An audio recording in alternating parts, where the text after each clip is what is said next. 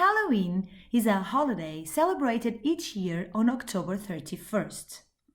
What we consider today as a mix of parties, pranks, and profit is far from Halloween's ancient origins. Over the centuries, the celebration has seen a lot of changes. Let's have a look at its origin.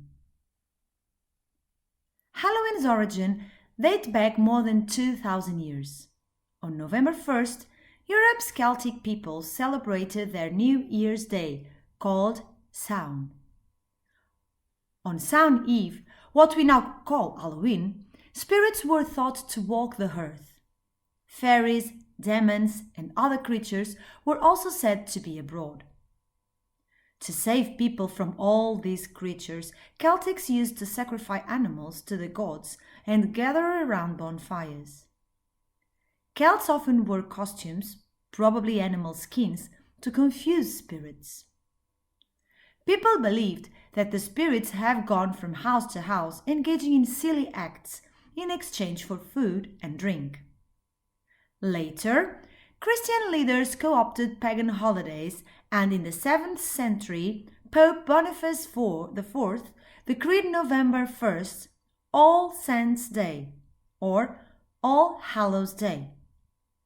The night before the All Hallows' Day continued to be observed with bonfires, costumes and parades, though under a new name, All Hallows' Eve, later Halloween.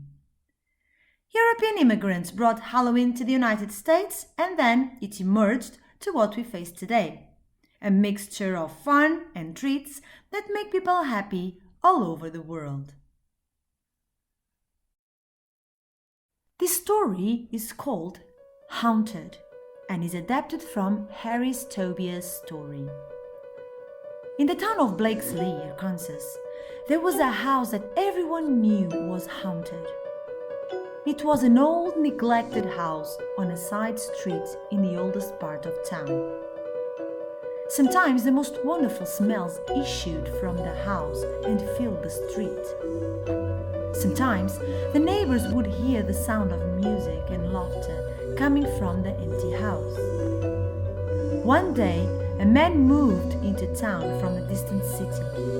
The man went to the city hall and purchased the property. No one advised the man about the house.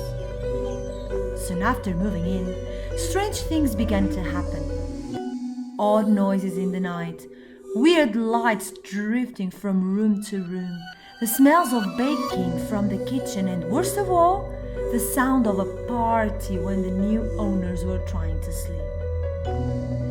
After a few days, the man's wife declared that she could no longer live in a haunted house and moved away with the children. Then the man gave up as well, but he was angry because no one has warned him about the house. So he went to the mayor to complain and see if he could get his money back. The mayor refused and said, "Just because the house is haunted, it doesn't mean you cannot live there. The trick is making friends with the ghosts, learning to get along with them." The man went to the pastor of the local church and told him his problem. They both went to the house, and the pastor identified the smells and noises. The pastor sat at a table while the man looked for something to serve his guests. They started talking about themselves and their lives, and they were gone so long that everyone was looking for them. The man's wife began to get nervous. Maybe the ghosts got him, she thought. She asked for help, and the neighbors went to the house with her. They peeked in the windows and saw the two men sitting at a table, drinking, laughing, and having a good time. The wives joined their husbands and found they had much to talk about. Pretty soon, the kitchen was filled with the smell of cooking. A neighbor brought his fiddle, and another brought his guitar. And just like that, there was a party. The whole house filled with real smells and real laughter. From that day to this, the old house came alive again, and its ghosts were laid to rest, never to be seen or heard